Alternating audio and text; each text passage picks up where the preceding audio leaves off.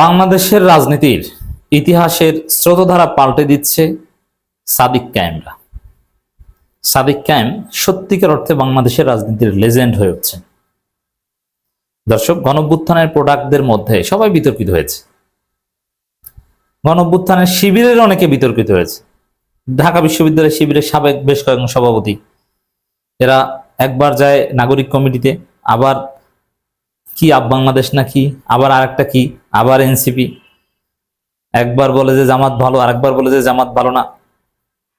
এটা কিন্তু বিতর্কিত হয়েছে।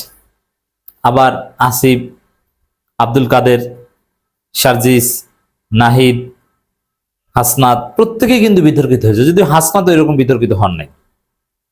বিশেষ করে আর্থিক লেনদেন বা এগুলো বা আওয়ামী লীগকে পুনর্বাসন, হাসনাতকে ঘিরেও একটা বিতর্ক ছিল। হাসনাতের চারপাশে বা হাসনাত তার নিজ এলাকায় প্রচুর আওয়ামী লীগ পুনর্বাসন করেছেন নির্বাচনে জেতার সুবিধার্থে। বিতর্ক সবাইকে নিয়ে আছে, কিন্তু একজনকে নিয়ে কোনো বিতর্ক নেই। অথচ বলা যায় সবচাইতে বড় দায়িত্ব তিনিই পালন করেছেন। ঢাকা বিশ্ববিদ্যালয়ের ডাকসুর ভিপি দায়িত্ব পালন করা, ওটা উপদেষ্টাগিরির চাইতে বড় দায়িত্ব। উপদেষ্টার কার্যক্রম অতটা স্ক্রুটিনাইজ করা হয় না বা করার সুযোগ নেই, কিন্তু ডাকসু ভিপির কার্যক্রম বাংলাদেশের সবচেয়ে মেধাবীরা সজাগ দৃষ্টিতে যেভাবে স্ক্রুটিনাইজ করে, যেভাবে জবাবদিহিতার আওতায় আনে এবং যেভাবে মূল্যায়ন করে, ওভাবে উপদেষ্টা তো প্রধানমন্ত্রীর কার্যক্রমকে ওইভাবে মূল্যায়ন করা হয় না। তো সবচেয়ে বড় দায়িত্ব পালন করেছেন ডাকসু ভিপি সাদিক কায়েম, কিন্তু কোনো বিতর্ক তার গায়ে লাগেনি। 1 পয়সা দুর্নীতি করেছেন, কেউ কোনো প্রমাণ দিতে পারবে না। কোনো বিতর্কিত কাজ করেছেন, উল্টো কাজ করেছেন, কোনো বেফাস কথা বলেছেন, কোনো ঘটনা ঘটেনি। একদম পিওর খাঁটি সোনা, একদম 24 ক্যারেটের পিওর গোল্ড সাদিক কায়েম। অনেকে বলছেন যে আল্লাহ রাব্বুল আলামিন হয়তো এই সাদিক কায়েমকে ভবিষ্যতে বাংলাদেশের প্রধানমন্ত্রী বানালেও বানাতে পারেন। কারণ ডাকসু ভিপি জামাত অতীতে কখনো পায়নি, জামাতপন্থী বা জামাতের ছাত্র সংগঠন। This is for the first time. অঘটন ঘটলে ঘটতে পারে। তো দর্শক, হ্যাঁ, সাদিক কায়েমদের যে উত্থান বা রাজনীতির যে গতি প্রকৃতি, তা যে আসলে শুধু ঢাকা দক্ষিণ সিটি কর্পোরেশনের মেয়রের মধ্যে সীমাবদ্ধ থাকবে না, আরো বড় কিছু করবেন, তার আলামত আমি এখনই লক্ষ্য করছি। ইতিহাসের স্রোতধারা পাল্টে দিচ্ছেন সাদিক কায়েমরা, যেটা ডাক্তার শফিকুর রহমানরা পারেননি কিংবা পারবেন না। ডাক্তার শফিকুর রহমানদের অনেক লিমিটেশন আছে এবং থাকবে, কিন্তু সাদিক কায়েমদের সেই লিমিটেশন থাকবে না। তো দর্শক, বাংলাদেশের রাজনীতির স্রোতধারা ছিল মূলত শাপলা এবং শাহবাগ। এতদিন স্রোত বইতো শাহবাগে। বাংলাদেশের আত্মপরিচয় নির্মিত হয়েছিল শাহবাগ শাপলা। এই যে শাহবাগ, এটাই আমাদের আত্মপরিচয় নির্ধারণ করে দিয়েছিল। আমরা সবাই নিজেদেরকে শাহবাগ প্যারামিটারে মাপতাম। সবাই, যে কোনো কলাম লেখক, বুদ্ধিজীবী, শিক্ষক, বিশ্ববিদ্যালয়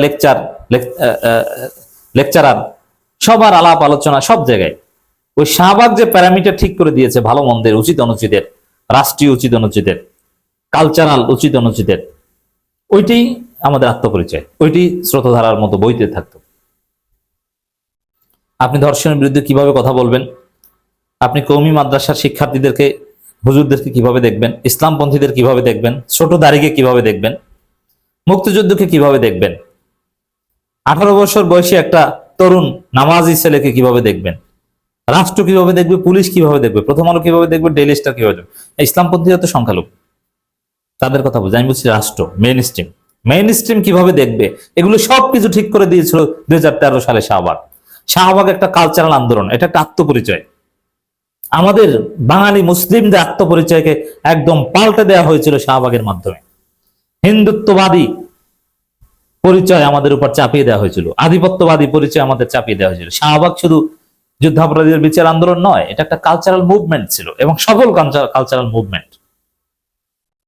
বাঙালি মুসলমানদের পরিচয় ভুলিয়ে দেওয়ার কালচারাল মুভমেন্ট। তা শাহবাগ যে কালচারাল বীজ বাংলাদেশে বপন করেছিল, সেই স্রোতধারা অব্যাহত থাকলে কোনো দিন ইসলামপন্থী হুজুররা রাজনীতিতে মেইন স্ট্রিম হতে পারতো না। থাকতো, হেফাজত থাকতো, চরমনাই থাকতো, জামাতও থাকতো, বাট কোনোদিন মেইন স্ট্রিম হতে পারতো না। এই কাজটা শাহবাগ করেছিল। অতএব এই শাহবাগকে একদম উল্টে পাল্টে তছনছ করে দেওয়াটা জরুরি ছিল, যেটা 5 আগস্ট হয়েছে। কিন্তু 5 আগস্ট শাহবাগকে ধ্বংস করা হয়েছে, বাট এই ধ্বংসস্তূপ থেকে আবারও কিন্তু অনেক সময় 2-1টা চারা গজায়। একদম পুরোপুরি ধ্বংস করার কাজটা এখন সাদিক ক্যামেরা করছে। তো এই যে আলাপটা, অথবা ঢাকা বিশ্ববিদ্যালয় এবং এই শাহবাগী কালচারাল বীজ কিন্তু ঢাকা বিশ্ববিদ্যালয় থেকে বপন হয়েছিল, যার ফলে আমরা দেখেছি ঢাকা বিশ্ববিদ্যালয়ে ইফতার মাহফিল করা যেত না প্রকাশ্যে, কোরআন ক্লাস করা যেত না, বটতলার নিচে কোরআন তেলাওয়াত করলে তাকে বহিষ্কারের মুখে পড়তে হতো, বহিষ্কারের হুমকির মুখে পড়তে হতো। আপনি চিন্তা করেন ঢাকা বিশ্ববিদ্যালয়ের কোনো একটা জায়গায় আপনি জাস্ট কোরআন তেলাওয়াত করবেন, আপনি মার খাবেন। এটা এটা বাংলাদেশে কল্পনীয়, কিন্তু এটা হয়েছে। এটাই শাহবাগ। আপনি পয়লা বৈশাখ পালন করবেন কিভাবে? সেখানে হুজুরদের কটাক্ষ থাকবে, বকুলতলা, চারুকলা, ওখানে ইসলামকে কটাক্ষ থাকবেই, গাঁজা খাওয়ার অধিকার আপনার থাকবেই।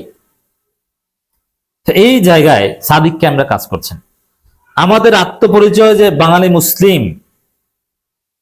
মুসলিম পরিচয়, শাহবাগকে কবর দিয়ে বাঙালি মুসলিম পরিচয় নির্মাণ করছেন সাদিক ক্যামেরা।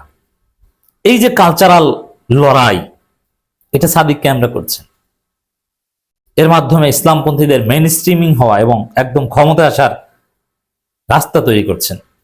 ইসলামপন্থীদের আর কেউ ডিহিউম্যানাইজ করতে পারবে না, প্রথম আলো ডেইলি স্টার কেউ ছোট করে দেখতে পারবে না, এবং ওই শাহবাগীদের কেউ গ্লোরিফাই করতে পারবে না।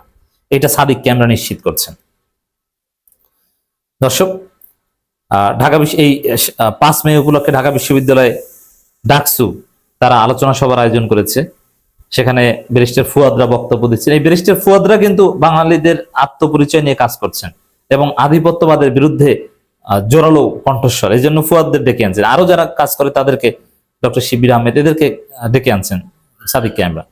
এরা যে বক্তব্য দিয়েছেন, এরা যে কালচারাল লড়াই করছেন, এগুলো হচ্ছে আমাদের আত্মপরিচয়ের বিনির্মাণের লড়াই এবং শাহবাগিতার কবর রচনার লড়াই। কবর রচনা প্রায় হয়েছে। এরই মধ্যে রাষ্ট্রের রন্ধ্রে রন্ধ্রে শাহবাগিতা লুকিয়ে আছে, যার ফলে আমরা দেখছি যে জাতীয় জাদুঘরে আল্লামা আহমদ শফীর সেই 13 দফা বা আরো কিছু চিঠি, খোলা চিঠি, এগুলো প্রদর্শন নিষিদ্ধ করেছিল জাদুঘর কর্তৃপক্ষ, মানে বিএনপি সরকার। জাদুঘর কর্তৃপক্ষ আলাদা কিছু না, এটা বিএনপির উপর থেকে যেটা বলা হয়েছিল। তো পরবর্তীতে যখন এটা নিয়ে সমালোচনা হলো, মামুনুল হক প্রথমে মুখ খুললেন, শিবিরের ছেলেরা এটা নিয়ে মুখ খুললো, শিবিরের ছেলেরা কথা বললো, ফেসবুকে পোস্ট দিল, চারদিকে আমরা কথা বললাম। যখন সমালোচনা ঝড়, 8 ঘন্টার মধ্যে মানে ওই বিএনপির কর্তৃপক্ষ, বিএনপির জাদুঘর কর্তৃপক্ষ জানালো যে না, ঠিক আছে, আগামীকাল থেকে, মানে আমি যেদিন কথা বলছি আজকে থেকে জাতীয় জাদুঘরে আল্লামা আহমদ শফীর সেই খোলা চিঠি বা এগুলো প্রচার করা হবে, প্রদর্শন করা হবে। এর মাত্র 8 ঘন্টায় বিএনপি পিছু হতে বাধ্য হলো। কোন শাহবাগিতার মানে এমন একটা ব্যবস্থা, এমন একটা কালচারাল গ্রাউন্ড সাদিক ক্যামেরা তৈরি করেছে, ব্যারিস্টার ফুয়াদরা তৈরি করেছে, বিএনপি সরকার চাইলেও শাহবাগিতা করতে পারবে না। শাহবাগিতা থেকে বিএনপি সরকারও ফিরে আসতে বাধ্য হবে। এটাই হচ্ছে আসল সফলতা, এটাই হচ্ছে ইতিহাসের স্রোতধারা পাল্টে দেয়া, যে বিএনপিকেও এমডি শাহবাগী হতে বাধ্য করা।